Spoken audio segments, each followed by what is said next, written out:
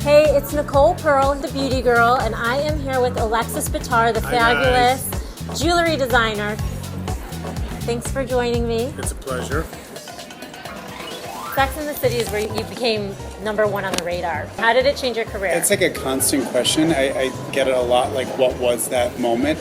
And I can't really pinpoint that there was like literally one, moment or collaboration that I did. Sex and the City definitely helped. I designed Burberry's in 1999. That was the first major collaboration I did, and I think in the fashion world, Rosemary Bravo had just taken over Burberry's, and that was a big coup for both of us.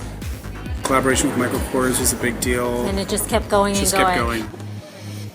Do you have any tips for how to build a brand? I mean, you started out, you're one person, look what you created. How do you do that? I think it's actually a very different time today. I have to admit, I don't envy young designers. I think the combination of the internet has made it very complicated in terms of getting knocked off, quite honestly.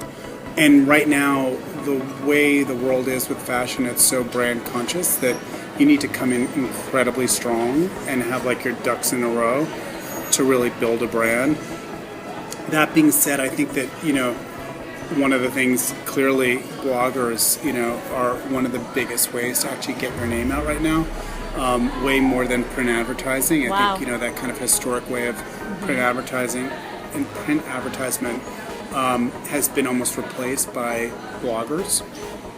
So I think that, really smart, creative, out of the box kind of concept and strategy in terms of how you want to promote your brand, how you're connecting with those bloggers is key. Interesting. It's a whole new world. It's a whole new world. What's coming from you next? Well, I was just in D.C. I was doing the trees at the White House for Michelle Obama. Congrats. Thank you. Yeah, it's a big deal. My parents were psyched. It's a lot of pressure. Yeah, how do you even figure out where to do? I mean, was said that you've got scary? to keep it classy. Remember, it's for the people, and it needs to be chic. So that was the prerequisite. It was definitely like this feeling of you're it's like a heritage thing. You're designing it's part of the history. Christmas trees for the White House. Yeah. Next, we're doing watches. So that's the big launch that's happening, and we're coming up on our 25th anniversary also. So there's a whole thing that's happening around that.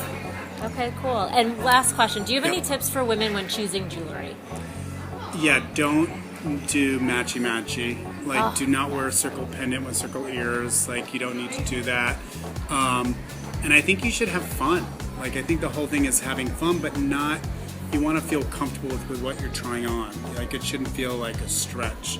You don't want to feel like you're wearing like a pink boa.